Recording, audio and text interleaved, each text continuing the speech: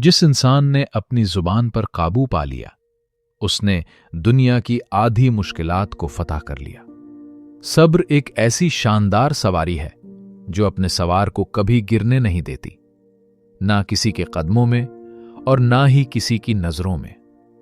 मां की दुआ वो ढाल है जो ना आंख से देखी जाती है, ना हाथ से छुई जाती है, मगर हर तकलीफ से बचाती है।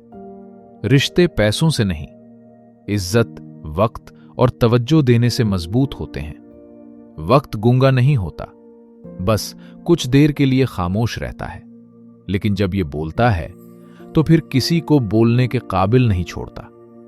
इसलिए अच्छे वक्त में कभी गुरूर ना करें। जिस बाप ने अपनी औलाद को अदब सिखाया, उसने उन्हें दुनिया की सबसे बड़ी दौलत दे दी। सब्र करने वाला इंसान कभी हारता नहीं, या तो वो जीत जाता है या सीख जाता है।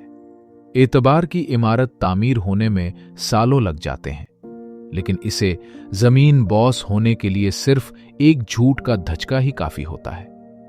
घर की खुशी किसी बाजार में नहीं मिलती, ये तो घर वालों के आपस के प्यार से जन्म लेती है।